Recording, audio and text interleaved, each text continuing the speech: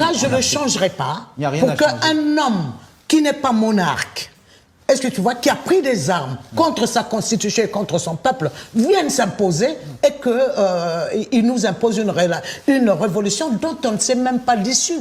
Quand commence la révolution et qu'on finit la révolution, révolution contre qui d'ailleurs?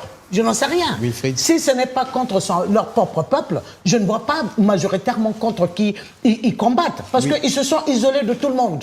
Ils n'ont plus affaire à qui que ce soit. À part les Américains qui tentent de revenir avec eux par la petite porte un peu, je ne vois pas. Wilfried. Ils ne sont pas isolés du tout. La jeunesse africaine les soutient.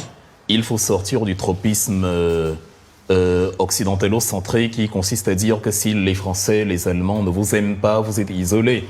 Ils sont pas isolés. Mais c'est eux qui sont sortis de la CEDEAO, donc ne me dites pas qu'ils sont pas isolés. Vous permettez à chaque fois que je vous coupe pour me dire après que... Mais idéologiquement, ils étaient en contradiction avec la CEDEAO. Oui, mais parce qu'ils ont menti en parlant de sanctions inhumaines. Alors que le pétrole, alors que les produits pharmaceutiques et la nourriture passaient. Non. On va laisser Wilfried poursuivre. Oui, car on retiendra de cette émission que les promoteurs de la démocratie ne le font qu'en théorie. La CEDEAO, oui, ils en sont sortis parce que c'est une coquille vide. Quand la CEDEAO est contrôlée par Emmanuel Macron qui pousse à l'intervention au Niger, évidemment, c'est un assujettissement.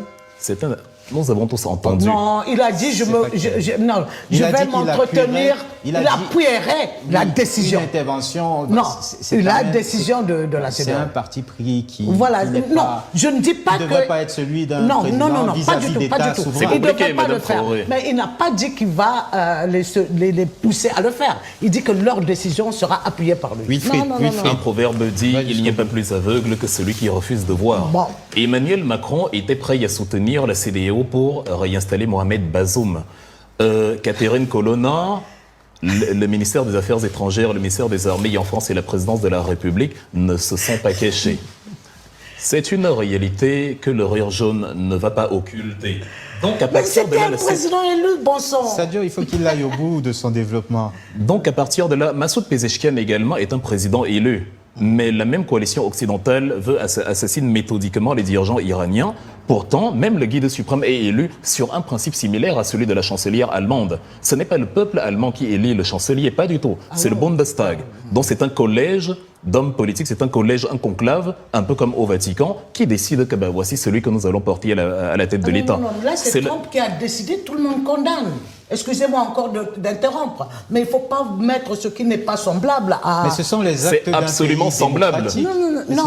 Vous allez devoir vous excuser auprès de nos téléspectateurs. Démocratique et les actions non démocratiques de la personne qui la dirige, il faut faire. Les États-Unis ne sont pas un pays démocratique. Ils ne le sont pas. Ils ont des apparences de démocratie, mais ils ne le sont pas. Il y a d'ailleurs moins de pluralité et de partis politiques d'envergure aux États-Unis que dans certains pays qualifiés de moins démocratiques. Donc je suis en train de dire, pour garder le fil, que quand on considère comme isolé une coalition de 3 pays qui séduit d'ailleurs davantage de pays, même les Togolais, oh surprise, ont élaboré une ouverture que peut-être dans un avenir proche à moyen terme. Prétendant à la présidentielle, du moins à la succession de Patrice Talon, Romuald Wadani, qui a donné des signes d'ouverture aussi. Et c'est ça l'avenir de c'est la CEDEAO. Leur survie économique, oui. Peu importe, vous allez trouver tous les prétextes, mais le fait est là. C'est la CEDEAO qui va s'effriter comme du copeau. Et l'AS va gagner en puissance. Et on se souviendra il était une fois la CEDEAO une coquille vide qui était contrôlée depuis les capitales impérialistes. Et donc, ce qu'ils ont réalisé, c'est justement au-delà des dérives que je condamne, de la même manière que vous condamnez Jamal Khashoggi sans vouloir démanteler l'assassinat de Jamal Khashoggi, sans vouloir démanteler... Non, je n'ai pas condamné Jamal Khashoggi qui a été victime. Je dis bien l'assassinat. Vous n'écoutez pas. Je condamne comment ça s'est fait, je condamne celui qui l'a fait, je condamne celui qui l'a tué et qui a toujours les égards. C'est tout à fait ce que Wilfried Ekanga a dit. Poursuivre. Donc, j'ai pas compris alors. Oui, effectivement, d'où la nécessité que nous nous écoutions.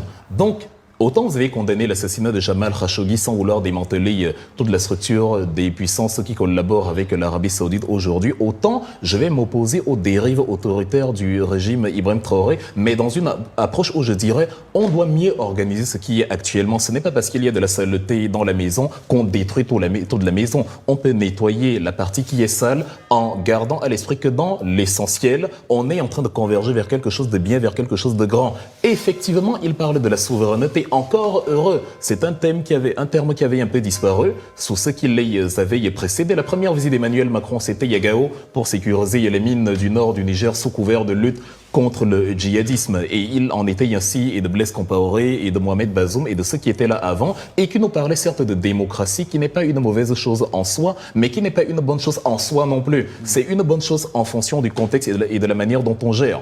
Idem pour le problème Sassou Nguesso que vous avez évoqué. Sassou Nguesso n'est pas critiquable parce qu'il n'y a pas la démocratie au Congo. Sassou Nguesso est critiquable parce qu'il ne donne pas aux Congolais la prospérité que les Congolais mériteraient. S'il dirigeait comme Lee Kuan Yew à Singapour, les Congolais seraient heureux d'avoir un dirigeant qui fait 30 ans, 40 ans au pouvoir. Il n'aurait aucun problème avec ça. L'Afrique n'a pas un problème de démocratie ou d'alternance. L'Afrique a un problème que ceux qui ne veulent pas pratiquer l'alternance n'ont pas de résultats sur le terrain. Donc une fois encore, parce qu'évidemment on n'a pas tout le temps, la question démocratique, étant donné qu'en Europe même, aucun pays n'a le même système politique que son voisin immédiat. La France et l'Espagne, c'est différent. L'Allemagne et la Suisse, c'est différent. L'Allemagne et la Belgique, c'est différent. La France et la Belgique, c'est différent. Tout est différent. Ce n'est donc pas à l'Afrique qu'on va imposer un système précis. L'Afrique doit trouver son système à lui, qui doit tirer sa crédibilité du fait que, même s'il n'est pas parfait, on converge quelque part. Je n'ai pas l'impression que Ibrahim Traoré est là pour profiter du luxe du pouvoir. Il ne vit pas dans l'opulence, c'est pas le tapis rouge, c'est pas la Java qu'il mène, c'est un militaire qui reste militaire. Donc on voit bien qu'il a une vision politique pour son pays, elle peut être imparfaite, mais au moins on voit qu'il y a le cheminement. Et quand il y a des imperfections, plutôt que de s'enfermer dans le principe qu'il faut l'alternance, même si on sait que ce n'est pas ça qui équipe les militaires, on doit plutôt se dire à considérer donc actuellement il est pour une durée certaine. Qu'est-ce qu'on peut améliorer dans la lutte contre le djihadisme? La plupart des gens qui critiquent le régime en disant il n'a pas jugulé la crise djihadiste ne disent jamais comment on peut mieux faire. Ils ne font que dire il faut l'élection. Ce n'est pas sérieux. Ça veut dire que ceux qui critiquent, ceux qui se pérennisent au pouvoir, veulent tout simplement les renverser pour également acquérir le pouvoir. Il faudrait déjà qu'ils fassent des suggestions. Monsieur Ibrahim Traoré, pour contrer les djihadistes qui avancent vers Ouagadougou, voici ce qu'on devrait faire pour renforcer l'armée, renforcer les équipements, assainir les troublions qui peuvent se trouver à l'intérieur, etc., etc., du pragmatisme et de la science à la propagande qui prétend critiquer la propagande. En tout cas, je ne changerai pas pour qu'un homme qui n'est pas monarque, est-ce que tu vois, qui a pris des armes contre sa constitution et contre son peuple, vienne s'imposer